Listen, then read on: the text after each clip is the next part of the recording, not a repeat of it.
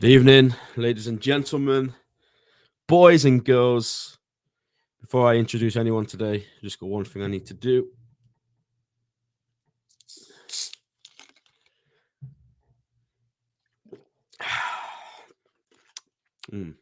Lovely drink. Well, how are we doing, guys? Welcome back to a brand new TAT pod. I'm your host, Ben, and we're joined by a couple of familiar faces and a debutant. So we're going to go straight to Rack. How are you doing, my friend? I'm good, Ben. I'm good. I may be a debutant, but anybody who's only listened to the audio, they're not really going to have got that little drinking bit. But just to fill them in, as a little bottle of 7-Up, I'm sure we can all get the connection. So yeah, but I'm good, man. I'm good. Good, mate. Good. Yeah. If you are listening on Spotify or Apple, I just cracked open a bottle of 7-Up, which I'm going to drink throughout the stream.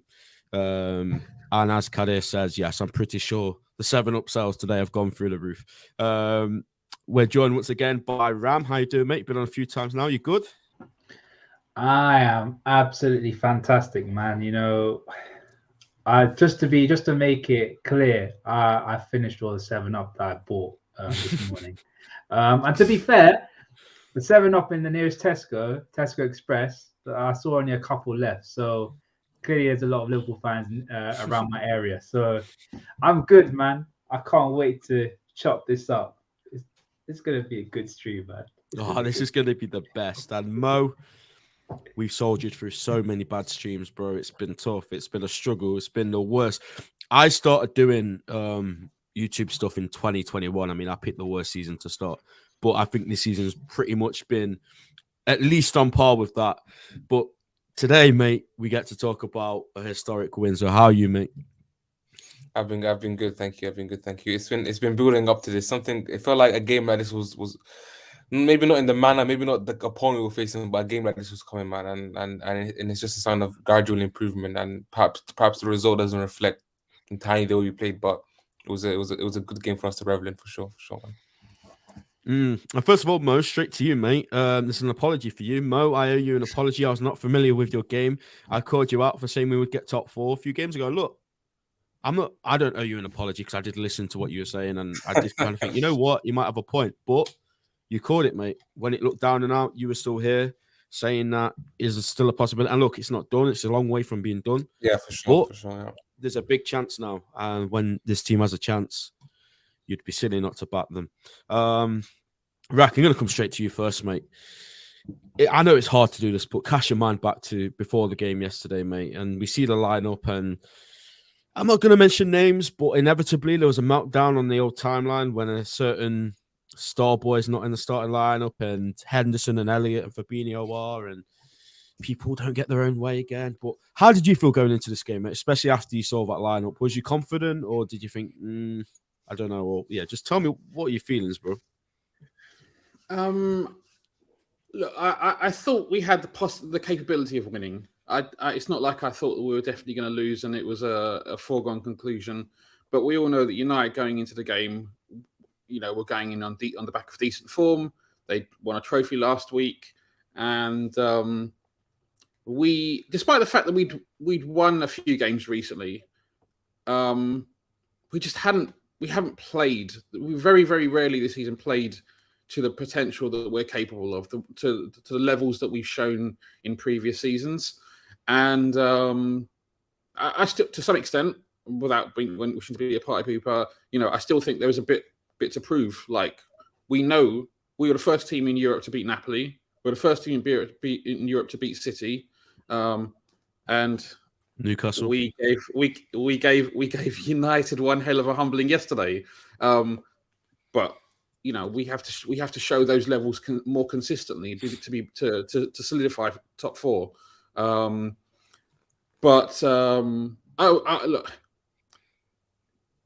when you're playing your biggest rivals, the worst thing that can possibly happen is to lose to them, and the best thing that can possibly happen is to beat them and, you know, obviously humiliate them, kind of like we did.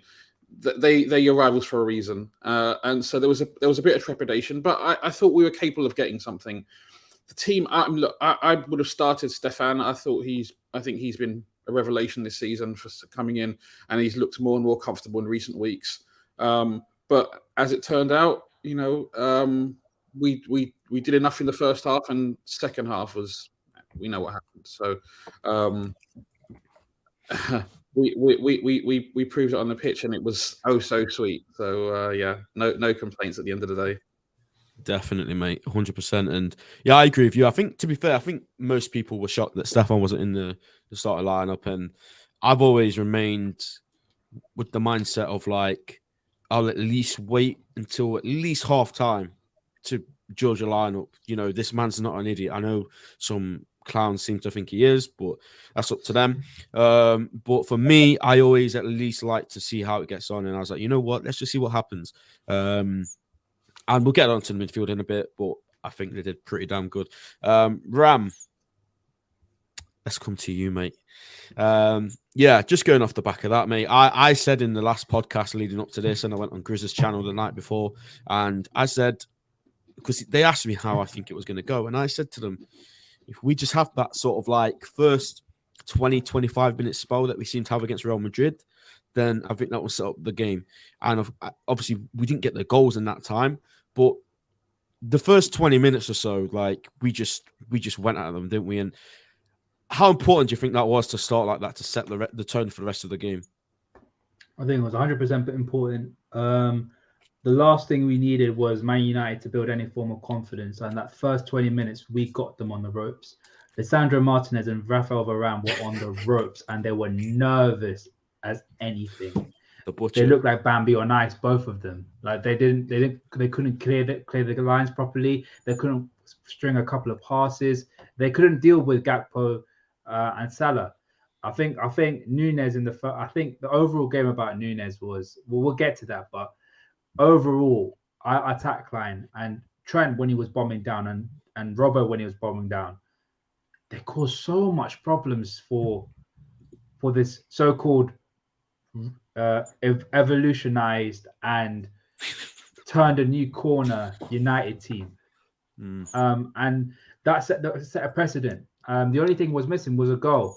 I think we had the ball a lot of the time. We created some decent chances, but just couldn't put the ball in the back of the net, or the final pass wasn't there. So I think it was important to start well, and we did. But ideally, you would want to get a goal. But in the grand scheme of things, I think it was a good momentum starter for this game, especially against United as well. 100%, mate. And you mentioned Lisandro Martinez there, and I just need to put a public announcement out there. If you sat in the cop, please let us know if you're safe, because apparently he was tiptoeing through the cop with a cleaver knife or whatever United fans sing. So if you was in the cop yesterday, please let us know if you're safe and sound. Mo, let's just get on to the goal, mate, because first half was decent, like Ram just said. But talk us through that goal, mate. Cody Gakpo, brilliant pass from Robertson. Varane just sold for a hot dog. Yeah, and also the importance of scoring right before half time as well. How big do you think that was for the second half? Yeah, I mean, I think we started off perfectly fine. I thought we had the best start in the game, but Manchester United fans or people who were defending United, they were slightly right on the fact that perhaps they were becoming the better team in that first half for sure. I mean, you saw Bruno had that fantastic open hander, which was because Trent wasn't tight enough to his man, and then you have the Rashford long ball, and Rashford missed that clear chance with Alisson. But the goal came against the run of play, because I do think United were the better side for that last 20-25 minutes of the first half, and it was very, very smart from Robertson. It was one of those things that Robertson does quite often, where he just derives with the ball so well. And what happened was that Dalot tried to get tight with Robertson, which saw Fred then had to cover the space where Dalot left, and obviously Fred was stuck in two minds, because he also had Henderson. He also had Henderson operating in the area, which means that Fred was trying to cover a humongous space by himself, which he wasn't able to do, and Gakpo was able to, and Fred, and then also Robertson did. Robertson was very, very clever. He did a disguise pass in the sense that I passed. Fred obviously thought the pass was going to go on the outside, but the pass went on the inside. Yeah. And Fred just got confused, and we were able to get that. And Robertson did a fantastic pass, and Gakpo was able to such composure and such a clean finish. The ball didn't even bounce till it touched the line. Such a fantastic finish by Gakpo, and yeah, it was a wonderful well-worked goal, and such an important time, because 0-0, if it was 0-0 going in half time, God knows how that second half goes. But it was amazing. It was amazing to get that goal before half time.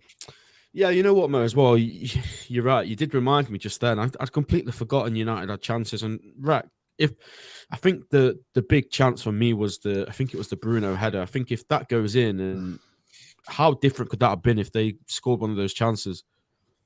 I mean, yeah, look, it was heart in mouth time. Especially if you were watching, well, either we were watching in the ground or on TV. It was one of those ones you like. As soon as it leaves its head, you think there's a chance this goes in. And as it turned out, it was only a little bit wide. So, yeah, thank God that it went wide, because that could have changed the face of the game. I think that was the part of the first half where they were starting to become a little bit more. Getting into the game a little bit more, they kind of rode the storm, and yeah, it was a well worked move. But like I said, fortunately it didn't go in, and yeah, as Mo said, when the time came for us to take our chance, like Cody, the movement, the pass, and then the first touch inside Varane. Who was left floundering? Which is quite funny, to be fair. Champions League run, and then just the little bit of fade, little bit of curl on the ball as well to take it away from De Gea, but then to bring it back in into the corner was just great move, great finish. I'm really happy for Cody because obviously he's had people question him.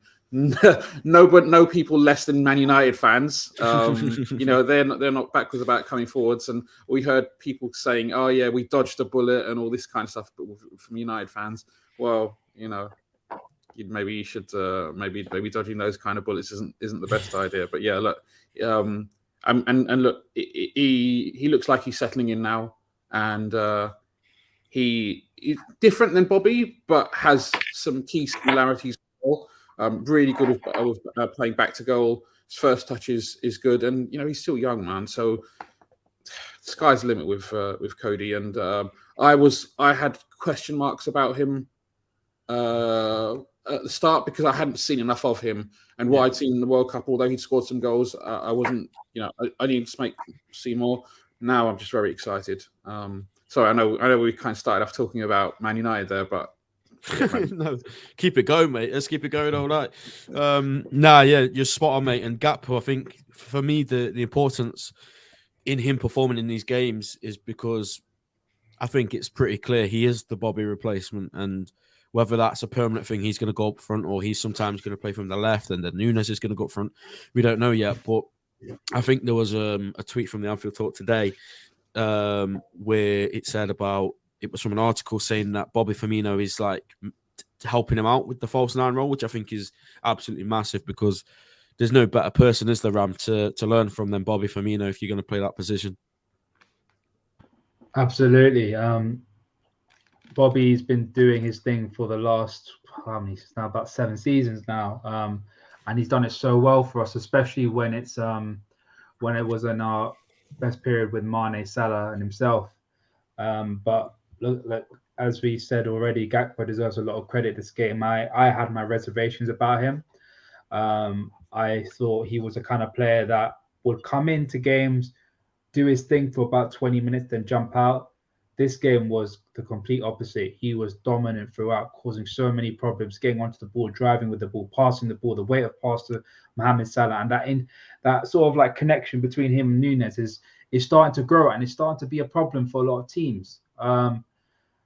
Would I ideally like to see Nunes on the left and him up front? I'd rather see it the other way around. But hey, if it's getting us W's, I'm gonna take it all day long. So I'm really starting to like what Gakpo's putting to the team, and hopefully he can get better and better and start to really cause a problem for a lot of teams across this league and across Europe as well. Yeah, absolutely. And I know you two have just both agreed that you had your reservations, and I think that's completely fine. That's normal when the player that, we don't watch the Dutch league, we may not watch the Portuguese league when we sign Nunes. I think having reservations is completely fine and normal. But I feel like, and you two, obviously, I already know you weren't doing this. When you see some people out there going extreme, and then it's just like, what are we doing? Like, these guys, especially Nunes, and Gakpo to some extent as well, they came into a Liverpool team that was just absolutely shocking. And Gakpo is obviously fluent English, but Nunes wasn't. And there's just so many factors into both of them coming in as to why anybody with any common sense could see why it was going to take a little bit of time. And to be honest, I think they've done pretty well to adapt and to settle in the time that they have. I know there was the United fans ready with the 007 memes, which, again, adds to the bitterness because they never got to use them. But I really like what I'm seeing from Cody Gakpo. I think his technical ability is absolutely phenomenal. Yeah, not as good as Firmino, but you'd have to be a pretty damn good player to get anywhere near him technically. But I think, yeah, the future is bright with these two guys for sure. And then obviously we've got Lucho coming back as well. We've got Diogo. Carvalho's not even had a sniff, so maybe I don't know what the plans for him. But the attack-wise, we are sorted. And I think that was the key ahead of that January window. Get the attack done. We probably should have still signed a centre mid on the side, but I think now they've got the attack sorted, we're good to go. And then in the summer we can focus on Jude Bellingham. But Mo, coming to you, mate. Let's talk about more goals. That's what we're all here for, isn't it? The second goal was just an absolute circus from United. I mean, the amount of chances they had to win the ball back and to just clear the lines didn't happen. And then the ball lands at Harvey Elliott, who's played a beautiful right-footed cross into Nunes, and he's just there, right place, right time, mate. So when this goes in, it's 2-0. What are your thoughts, mate? Yeah, I mean, you guys have probably all seen the stat, but we had 77 box entries in that game, which is actually 77 times within a 90-minute game we entered the United box, which is a Premier League record, which is a Premier League record since they started collecting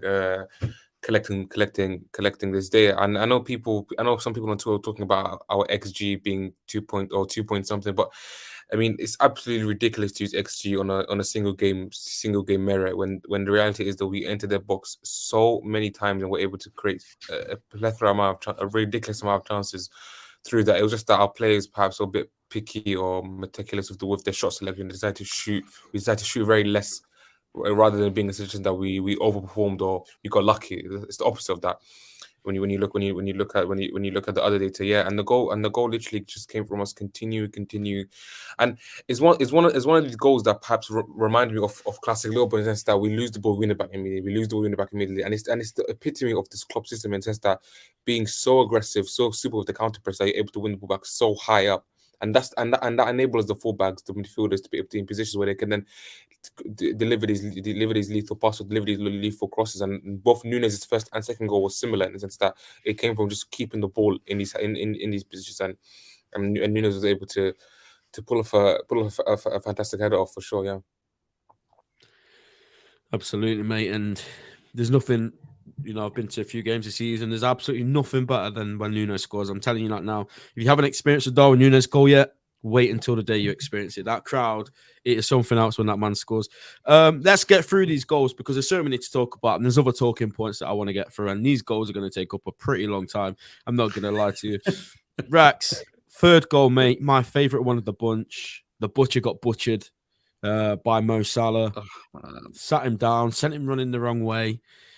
And then Gakpo's finish. Do you know what it reminded me of, Rax? It reminded me of Coutinho versus De Gea in the Europa League. Just how he just dinks him. Yeah. Tight angle. And then Gakpo's celebration in the Kop was just special. Yeah, it's funny because it was obviously some of our best goals in the Klopp era have been the counter-attacking goals. And I mean, if you want to think about it in these terms, essentially it was a 1-2 between Cody Gakpo and Mohamed Salah. I think the break starts in their heart in our penalty area. It comes out to Henderson. I think Henderson plays it onto Gakpo, and then Gakpo essentially plays the ball on to Salah and then makes the run. So it's credit for him to make the run because it had been very easy to kind of jog behind and admire the pass and stuff because it was a good pass. But then Mo just, what I likened it to. Do you remember Messi versus Boateng when it was Barca Bayern Munich a few years ago, where Messi takes it inside outside and Boateng kind of like falls over like a tree, and then so I kind of likened it a little bit like that. And then the finish. when Mo Salah is in top form, finishing form, and I remember he doesn't do it very often, but I remember in the first season, I remember the goal he scored against Roma, against Alisson, ironically, where he just kind of gets close to him and then just chips it over. I like strikers when they do that finish because it shows a degree of composure. They're not just whacking it. They're not just. And in that scenario where the goalkeeper's so close to you, if you hit it, it could go in, right? It could go, but it could go anywhere. It could very easily hit the goalkeeper and go down as a good save. But to have the composure to do that little dinked finish first time, that's what I really like seeing in a striker. And for me, that's a sign of a clinical finisher. And one thing, Bobby has been one of my favourite players in the Klopp era. But sometimes his finishing lets him down. Other times, look, he's great. But the fact that he has that composure already at this stage, on the highest possible stage, to make to finish like that, again, I think bodes really, really well for the future. And it was just a great sweeping move, end to end. And yeah, I loved every second of it. Definitely, mate. 100%. Yeah, it was just beautiful. I tweeted earlier the clip of when Gakpo goes and salutes the cop, and then Nunes comes in and Elliott comes in, and they're with the fans. I think that's just what we've missed this season, like just moments like that. And it was, to be fair, I thought game over at 2-0. I'm not going to lie to you, lads. I thought the game was done at 2. But when that third went in, it did feel like this is a case of how many can we get. I never once thought we'd get 7. But it did feel like this could be a field day now because you could see the heads are gone. Bruno Fernandes, the rat that he is, just crying, and Shaw's just doing all sorts of nonsense. I don't know what that guy was doing yesterday, to be fair. But see, I thought it just opened up. I was watching it with my business partner, is a Chelsea fan, his son. So they were kind of like very quiet. They weren't really cheering for Liverpool or United. But I turned to him and I said, "What do you reckon the score will be?" And he said. He said 4-0. And I know he said 5-0. And I was like, really? And I kind of laughed a little bit. I said, maybe 4-0. And I was being hopeful because, 4-0 is still, let's have it right. 4-0 is still a thrashing. It is a proper thrashing. But yeah, obviously we underestimated considerably. Definitely. Guys, there's 20 of you in here right now, so I massively appreciate everyone that's tuning in. Please make sure you smash the like button and subscribe to the channel if you haven't already. And Ram, we're coming to you, mate. The Egyptian Kings up next. Talk us through the score, mate. The finish was world class. One of the best finishes. If that was Lewandowski, Benzema, people will be gushing over it. That is probably one of the hardest techniques you have any footballer or any striker has to produce to score a goal. Right foot as well, his weaker foot as well. The swivel, the spin, and then just to leather it into the woodwork and then go into the net. I mean, incredible, man, incredible. Like if anyone deserved a goal, it would have been him because he was terrorizing that whole Man United defense. They didn't know what to do with him. And that goal really encapsulated how good he was that day, man. It was a sublime finish, man. It was. And I think it was all started from Darwin Núñez taking the ball on, trying to find the ball. I think McTominay cuts the ball out, but his willingness and determination to get to the ball finds Mo Salah and then ends up being the fourth goal for Liverpool. So got a lot of credit has to go to Darwin Núñez for his determination for that goal, man. Definitely, mate. And I think that's a big part of Darwin's game, which is also a massive factor in the way we go forward. He just doesn't give up. And I think he tries to get the ball and then it goes back to them. Then he gets the ball again, gives it to Salah. And like you say, that strike is just absolutely world class. And we've had a lot of Salah criticism this season. For myself as well, I'm not going to lie. But Mo, how important do you think it is for Mo Salah to get the best out of his game? I think you've spoken about it quite a bit, to be fair. For Mo Salah to be able to do the job that he does, the whole team kind of needs to do their job and pull their weight as well, right?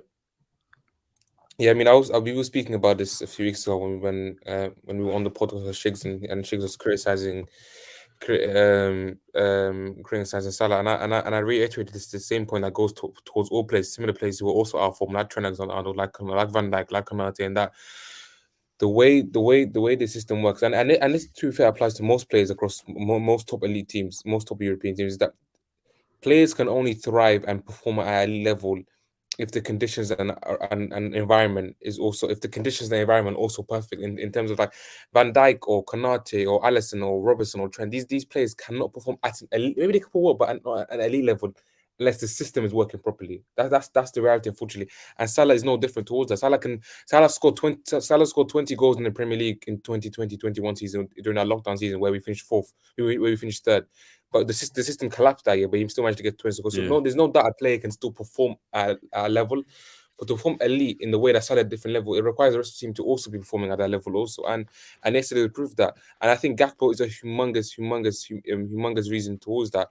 The way it's very simple terms because we've seen Liverpool perform like this for the last few years. The one that Gakpo dropping deep and picking up the ball in areas and drawing defenders near him, that obviously creates more space down channels, and it allows Salah to most importantly enter the box. And that was the thing that was lacking from Salah in recent games. Just that he had this season, he's averaging less touches in the box, less shots on target, and less box entries inside the box. And it's simply because sadly the way Nunes was playing strikers, that Nunes, he had that box instincts, and that Nunes liked to poach, and that unfortunately meant that defenders would be on the same line as Salah, and Salah would end up being pushed out wide. But you see the way Gak performs now, you see the way Nunes performing now, and it enables Salah to also perform at a level. We also Salah being able to enter the box more often, or being able, like you saw Salah for his second goal, it's dead center in the center of the box where he should be. Like Salah in is a poacher. That's the ability from score the amount of goals he has done in the past, and now he scored, and obviously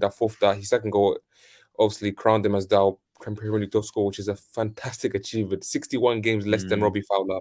It's only 5 seasons and a half. 129 Premier League goals, 6 seasons of 20 plus Premier League, 20 plus goals in all competitions, 6 seasons of eliteness. I think people will look back on it and perhaps really grasp and understand what an achievement that was. Within 5.5 seasons, scored this many goals, incredible, and do it at a level of consistency also. And the quality of the goals as well. Like some of the goals he scored. I mean, I think there was a video uploaded about Liverpool some of today. The best shot selections, some of the best shot selections, Salah. Like the kind of shots that he pulls off, incredible. Absolutely, mate. He's an all-time great for us, undoubtedly. He's definitely going to be up there for the Premier League as well. And he's not even done. He's got a new deal now. He's 31, still got a few years left in him at the top. You know, we know how well he looks after his body. Just quickly, the only concern perhaps we can have for Salah is perhaps when his pace does decline, and his pace doesn't even look like decline. He still looks rapid, absolutely rapid, and also aside from his pace, he still looks physically a freak and physically a monster, which is absolutely incredible.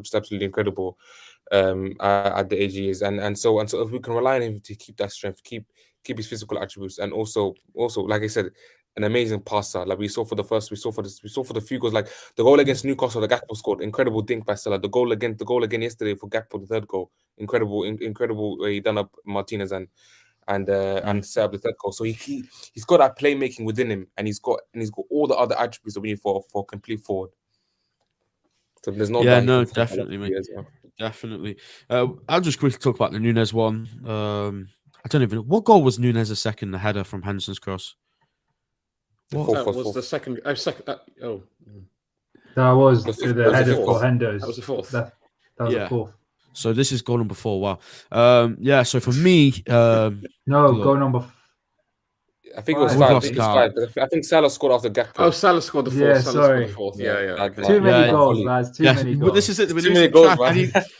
We all need to help each other remember them. But the Nunes goal for me, look, if you follow me on Twitter, if you've listened to anything I've said since the summer, I love this guy.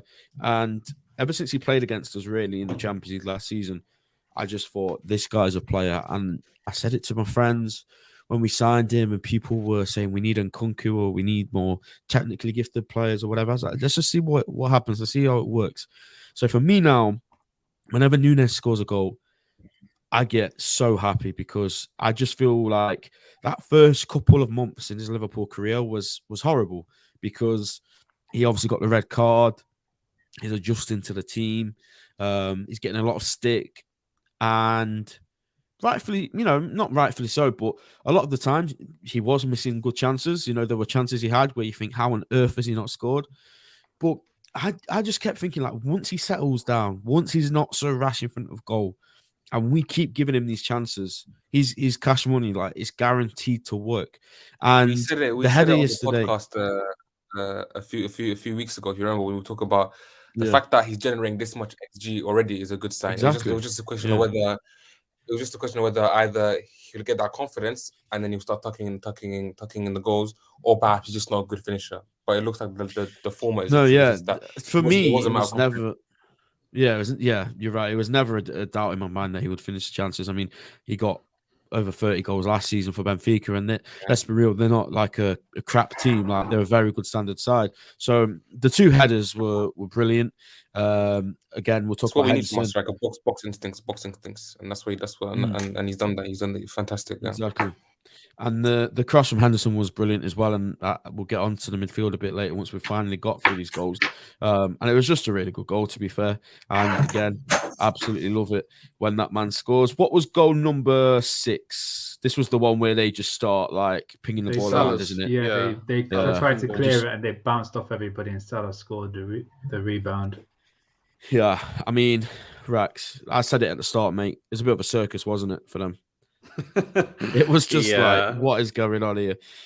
It was, like people say, everything you touch turns to gold. This was like everything they touched turned to crap, and it just felt brilliantly for Salah, and it was an instinctual finish. Like, he didn't obviously have plenty of time to think about it. He stuck his foot out, but there was some method to the madness. He got direction. He knew what he was doing. It's just anyone who's played football, sometimes you make that instinctive pass, you make that instinctive shot, if you want to call it that.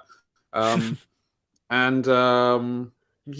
at that point, there's not really that much to say about it technically or whatever, but it was just, obviously, as fans at that point, it was just like, this is absolutely brilliant. We'd surpassed the humiliation we dished out to them last season, and it was like, how many more can we get? And did you laugh at any point, Rack, when the goals went in? Did you? Me and my brother were laughing at that point. Yeah. So after 4-0, I started laughing and celebrating first, and then laughing. Yeah. Because there's nothing better than to revel in Man United's misfortune. And I'm sorry, that's football. That's I think in German there's a word, I think they call it's called Schadenfreude or something like that, where it's basically taking pleasure in other people's misery. Yeah. And at that point, I was taking so much pleasure in all of my Man United friends' misery. And I know that, like I said, the worst team that you can possibly lose to is your biggest rival. The best team that you can possibly beat is your biggest rival. So just as good as we were feeling, they were feeling just as bad. The universe was in harmony. And it was just, at that point, I was like, can it get any better than 6-0? Is that possible? Am I asking too much? And then up steps Bobby Firmino to steal the day. Exactly, mate. And Ram, let's talk about Bobby, mate. I mean, it was a bit of an emotional week, wasn't it, for Liverpool fans? The news comes out that Bobby is going to head off, and Klopp, it didn't really need confirming, but he did confirm it in his post-match interview. And for him to get that goal, mate, against United, his last goal against them, he needed that. Like, he kind of, not needed that, but like, it just felt like that had to be, didn't it? It was poetic. Poetic is the best way to describe it. Everyone knows how much Bobby's loved at Liverpool, both the fans and at the club. And that goal was just, it was a bit fortuitous, but at the end of the day, we didn't really care. We just wanted Bobby to score, and ask and he shall be received. Bobby got his goal. Everyone was buzzing, the whole stadium. I think that's probably the loudest they screamed when someone scored after everybody else. It was just emotional, and everybody, the whole team came along and celebrated with him, which was incredible. Even a fan celebrated with him and tried to injure our whole squad Yeah, as well at the same time. that was a bit mad. But look, man, I'm happy that he got his goal. Obviously, I'm a little bit upset he's going to leave, but what a way to make a message, like your first paragraph of your goodbye message. That'll be that goal, and hopefully it continues, man. Absolutely. And the moment I loved in that game as well, there was a couple of moments from this man, but Trent, the way I don't know if you guys have seen it, Bobby's walking to the centre circle and then he like turns around and says, go to the cop, and then they all start cheering for him. And then there was the other one where he puts the crown on Salah's head, which I think is going to be such an iconic photo when we look back in 10 years' time. Mo, now we've finally discussed all the goals, mate. We've bridged the gap. We're now 3 points behind Tottenham with a game in hand. We've still got Tottenham to play. You are the man that a lot of people have been apologising to for the top 4 shout, which at the time seemed absolutely bonkers that you were saying that, because I'm very optimistic. I'm very positive about Liverpool. And even I just thought, nah, there's no way. But you stuck to it, all that time. And do you see it's happening now, right? Like, it has to. Yeah, once you give this team a chance, For me, when I was talking about the top 4 ticks, it wasn't even a statement where I was trying to say it out of delusion or just obsession or like kind of it's just saying it for the sake of saying it. It was just since that you look back historically about, like I said, like I always say, the teams who end up getting 3rd or 4th place in the Premier League team, these are not teams that were consistent for the whole season or teams that were having a fantastic season. You look at Spurs last season when they got 4th place last season. You look at Chelsea the year before. You look at Chelsea and Manchester United, who got in 1920. Like last season, Tottenham were not good for the whole season. They were good for the last 10, 15 games after Conte came. The season before, who got 4th place? It was Chelsea again who got 4th place, and they were rubbish. They were rubbish for majority of the season under Lampard. Tuchel came in and they built a level of consistency. The season before in 1920, I think it was Chelsea again who got 4th place under Lampard. Again, they were having an up and down season. So to get 4th place is not a difficult. It's actually not a difficult thing to do. You don't have to be amazing for 38 games. You just need to be amazing for a certain amount of period. You need to capitalize on when other teams don't do so well. And now we're able to do that. You look at Spurs. They lost a few days ago. They're not in the best of form.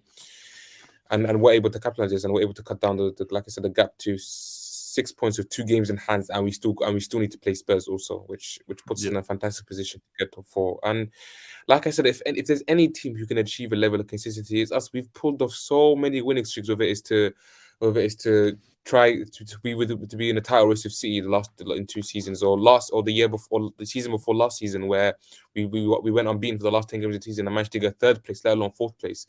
So I mean, you look back historically, to get top 4, it doesn't mean you don't have to have a linear season. You don't have to have an upward season. It's just about making sure you achieve that linear and a good amount of results within the last 10, 15 games. And we're doing that right now. Like, it's a 4 Premier League games in a row, 4 clean sheets in a row, which is a fantastic achievement. And plenty of my goals. It was a shame about the Crystal Palace game. But like I said, up and downs happen. The most important thing is that hopefully we just don't lose games. And also we don't slump, which is the biggest thing. And to lose, and also just quickly, people forget we lost 5-2 against Real Madrid, and it doesn't look like it's impacted his team mentally. The team just bouncing back, and that's the biggest kind of mentality monsters, in my opinion. The way you're just able to bounce back, and we're able to do that, thankfully. No, that's a good point, actually. To be fair, yeah, because it did feel like I think we'd got a couple of wins leading up to that Real Madrid game, and we're sort of on the crest of a wave, and then it could have easily been back to square one, but it wasn't. 100%, 100%. Rax, we've spoken about the goal scorers today, and obviously all the 7 goals. But how important do you think it's going to be now in terms of the midfield? Because that's something we've not really discussed yet. All 3 of them I thought were absolutely terrific yesterday. And if we are going to get into this top 4 and stay in the top 4 until the end of the season, that's surely going to be vital, isn't it? Those 3 consistently playing how they did yesterday, and not just for the big games. Yeah, look, I mean, Mo said it earlier. Like, ultimately, the system is what elevates. It is more than the sum of its parts, and we need everybody to be playing at a high level, and that's not just the attackers. We can't just rely on the attackers and the defenders to play well, and the midfield, not do as well. Everybody needs to be pulling in the same direction, and we need a good level of consistency now to achieve what we want to achieve this season. And I think there were a couple of glimpses of stability that we've seen in the last few weeks, where we have looked more compact. We have looked like we're better at pressing. Everybody seems to be moving in the same direction. I mean, look, like we spoke about earlier, the fact that Gakpo and Nunes have come into a dysfunctional team and have had to adapt whilst trying to make the team as a whole, while Klopp has tried to make the team as a whole functional. That's a very, very difficult scenario to come into. I mean, look at when Fab and Robbo came into the team. For the first 6 months, they didn't play at all. And that's when we were playing well. So for players to come into the team and be playing from the get-go when the rest of the team isn't playing as you would expect, new country, new climate, I think has been exceptional on their part. And Hendo's got a lot of stick this season, sometimes justifiably, although the way that's sometimes conveyed, I think, is out of order, to say the least. But he was good yesterday. Millie, when he came on, he played well. Fabinho was back to being Fabinho, snuffing out fires just as they start, covering the ground. I mean, he was the dominant CDM, if you want to call him that, yesterday, and obviously that the third spot, whoever it might be, I think Bajcetic has played well recently, but Harvey Elliott was very good yesterday, especially in the second half.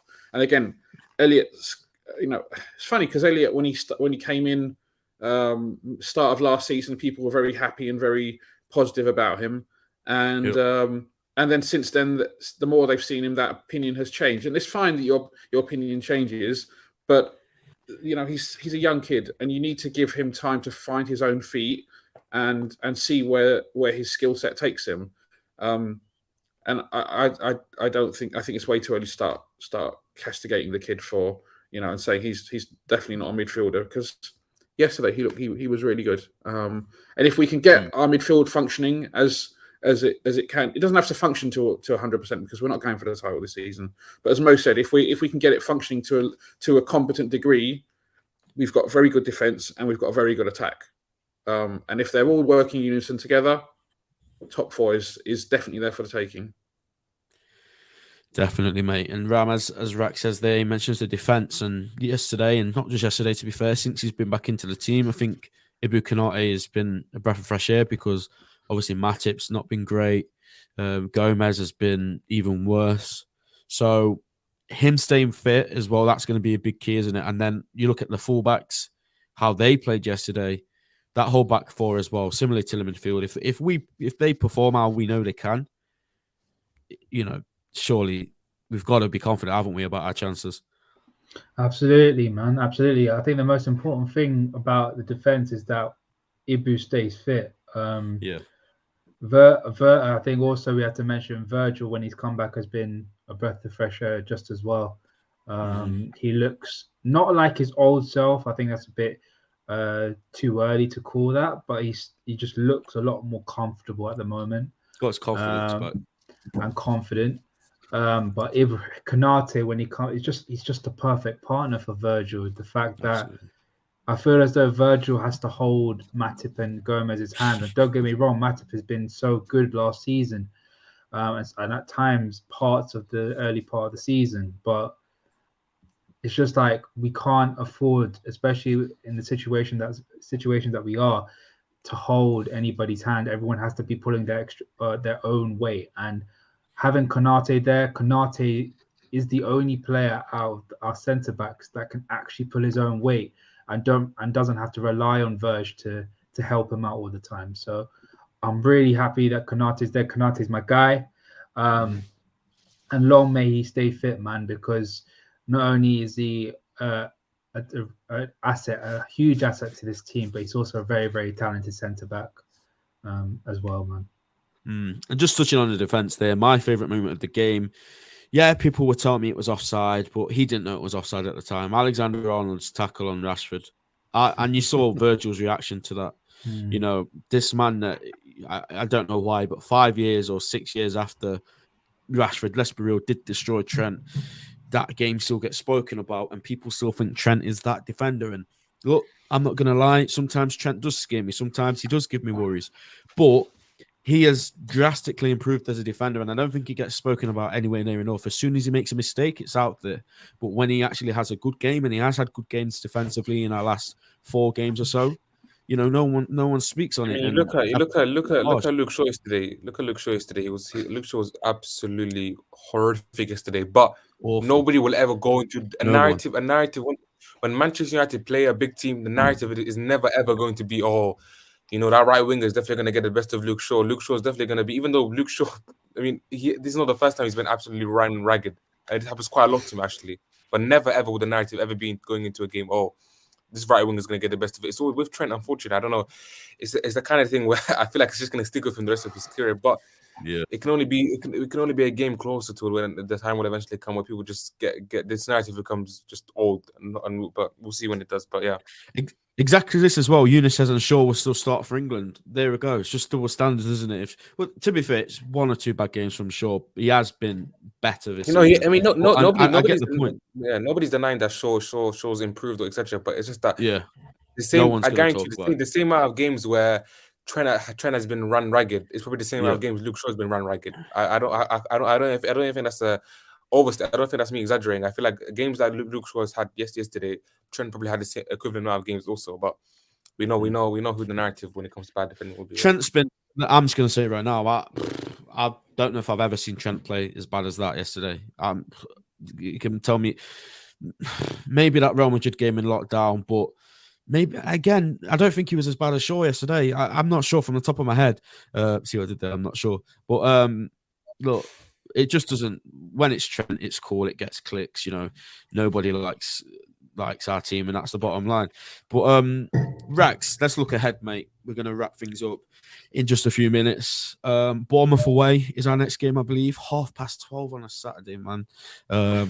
This is going to be a harder game than Man United, isn't it? And imagine me telling you that a few days ago. Yeah, look, this is where I say that. We've shown already this season that in isolated games against top opposition, we can rise to our former level. What I still need to see more of is us consistently being good enough. Sorry, not good enough, but being, you know, like a very good level, not the elite level that we've been at. You know, let's not forget. It was only last week, or was it the week before? I can't even remember.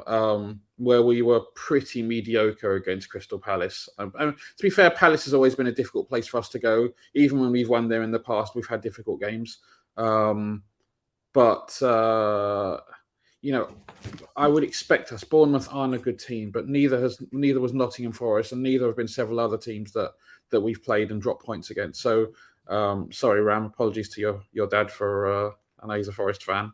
He must have been giving you some grief after that result. Don't get me started, man. Don't get me started. These are painful memories.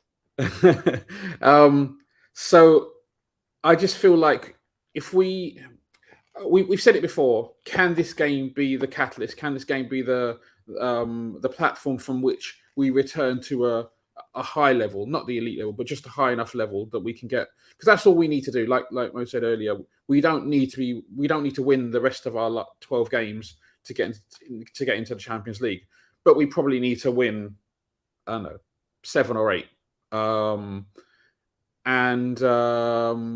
Bournemouth away is a winnable game. If we play to the level that we're capable of playing, we can win there. But there have been occasions this season where we haven't reached that level, and so therefore, even though I'm generally speaking, I am positive.